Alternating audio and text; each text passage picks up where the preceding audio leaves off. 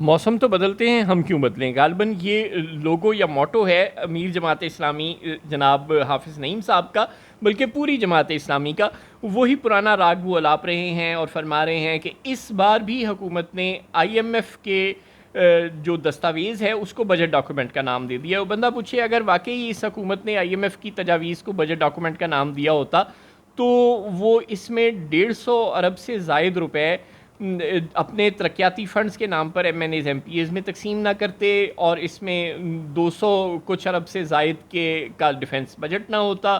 Defence budget का size भी छोटा होता, और अरकान में सूबे जो अलग तरक्याती फ़ंड्स तकसीम कर रहे हैं और मरकज़ अलग तरक्याती फ़ंड्स तकसीम कर रहे हैं, अगर ये हज़ारों अरब रुपए बचाए जाते इन तरक्याती फ़ंड्स के नाम पर सियासी रिश्वत के तौर पर MNAs MPAs में तकसीम ना किए जाते, और डिफेंस बजट में अल्ले तल्ले शामिल ना किए जाते, सिर्फ दिफाई ज़रूरियात की हद तक इस बजट को महदूद रखा जाता,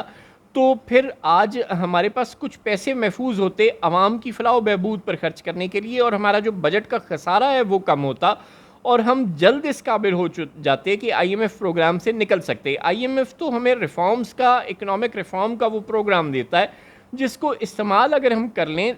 पूरी ईमानदारी के साथ, उस पर अमल दरामद कर लें 3-4 साल तवातर के साथ, तो हम IMF प्रोग्राम से निकल सकते हैं। सारी दुनिया में ऐसे ही होता है। मुल्क जो गरीब होते हैं, जिनके पास अपने रिसोर्सेज नहीं होते, अपने फंड्स नहीं होते,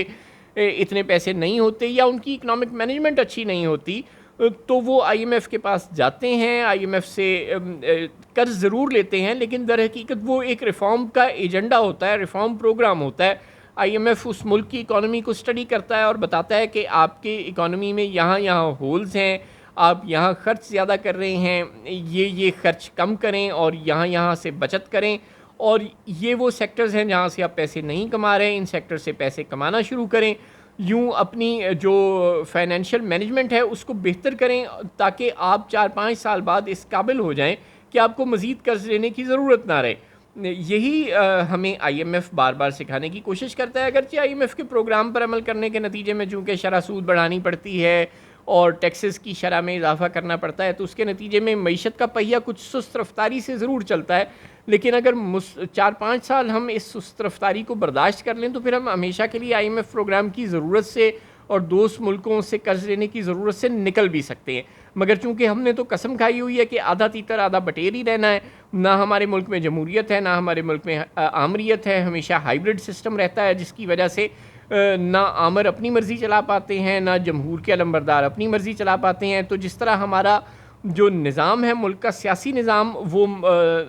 नीम जिंदा नीम मुर्दा किस्म का है, बैन ही हमारा फाइनेंशियल जो सिस्टम है, ना हम IMF की 100% मानते हैं, ना हम अपनी 100% मानते हैं। अगर नवाज़ शरीफ साहब हमें ये कहते हैं या इमरान खान साहब हमें ये कहते हैं, इमरान खान साहब तो खैर नहीं कहते, लेकिन नवाज़ शरीफ साहब ज़रूर ये कहते हैं कि मुझे और इसहाक डार को ये मुल्क चलाने दो, और IMF सबको खुदा हाफिज़ करो। तो ना तो हम अपने नवाज़ शरीफ साहब की बात 100% मानते हैं, और बिल्कुल IMF की मर्ज़ी के बगैर मुल्क को इसहाक डार के हवाले करते हैं, ना हम इस्टेब्लिशमेंट की मर्ज़ी चलने देते हैं और 100% इस्टेब्लिशमेंट IMF के एजेंडे पर चलते हैं, बल्कि हमने शहबाज शरीफ की हाइब्रिड हुकूमत की तरह मोहम्मद औरंगज़ेब साहब को भी मजबूर कर लिया कि वो हाइब्रिड बजट पेश करें, यानी आधा IMF की तजावीज़ के मुताबिक और डेवलपमेंट फ़ंड और इस तरह के दूसरे जो सरकारी अल्ले तल्ले हैं और डिफेंस बजट और ये सब कुछ डाल के बाकी आधा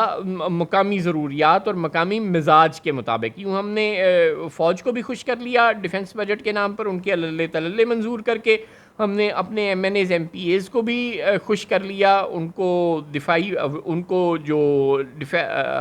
डेवलपमेंट बजट के नाम पर कोटा देकर, और पीपल्स पार्टी और को भी खुश कर लिया और MQM को भी खुश कर लिया। वो भी इस साल तो कम से कम खामोशी से हमारे साथ रहेंगे, क्योंकि उन्हें डेवलपमेंट बजट के नाम पर अच्छे खासे पैसे मिल जाएंगे अपनी कंस्टिट्यूंसीज़ में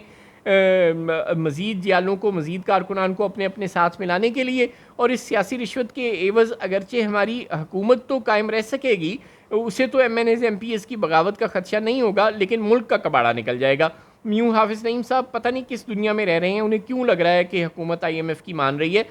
हाफिज़ साहब, हुकूमत IMF की बिल्कुल नहीं मान रही, हुकूमत IMF की आधी मान रही है और आधी अपनी चला रही है। यूँ अब हम जो IMF के एजेंडे पर चल के शायद 4-5 साल में IMF और दोस्त मुल्कों के कर्ज़ की ज़रूरत से